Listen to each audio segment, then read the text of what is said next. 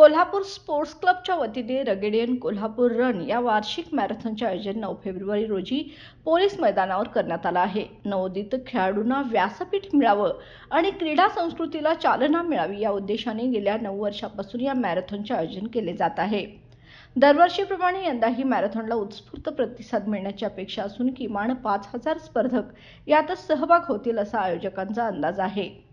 नमस्कार, मी आकाश Korgaonkar, Chetan Chavan sir, Kolhapur sports क्लबचे अध्यक्ष, आदित्य शिंदे आपला कोल्हापूरचा म्हणजे भारताचा सर्वात फास्टेस्ट आयर्नमॅन, माझा आशिष तंबाके हा पण एक आयर्नमॅन फिनिशर रेस आहे, हा डेव्हलपर ह्याच्यामध्ये येते। तर आम्ही कोल्हापूर स्पोर्ट्स क्लब रेग्युलर येऊन झाला तर 9 वर्ष झाली कोल्हापूरन मॅरेथॉन आम्ही आयोजित करतो इथे। ही मॅरेथॉन आता ही यंदाचं 9वं सत्र आहे। 9 फेब्रुवारीला आपण पोलीस ग्राउंडपासून स्टार्ट करतो इथे। साधारण 4000पेक्षा जास्त पार्टिसिपेंट पूर्ण भारतातनं या स्पर्धेत सहभाग होत आहेत इथं। तर ह्यामध्ये 5 किलोमीटर, 10 किलोमीटर आणि 21 किलोमीटर हे 3 रेसचे कॅटेगरीज आहेत इथे। तर सकाळी 6 वाजता ही रेस स्टार्ट होईल।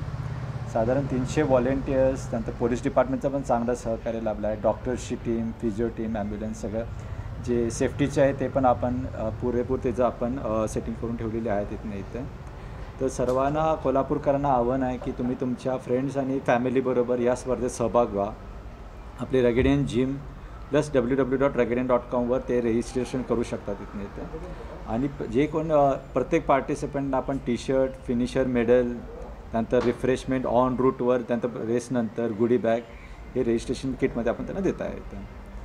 तर कोल्हापूरचं नाव आपण आता या मॅरेथॉन आणि ह्या आपल्या ह्या प्लॅटफॉर्मवर आपण कोल्हापूरचं नाव मोठं करू इथे। Thank you all the Kolhapur people. आणि सगळ्यांना आवाहन करत आहे की या रेसमध्ये मॅक्सिमम ह्यांनी पार्टिसिपेट करा आणि कोल्हापूरचं नाव मोठं करूया।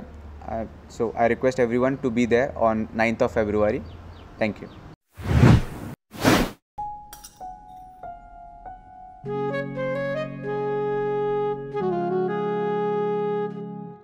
बाबा, आज येताना बासुंदी घेऊन या ना। अगं, कालच आपण आईचा वाढदिवस होता म्हणून आणली होती ना।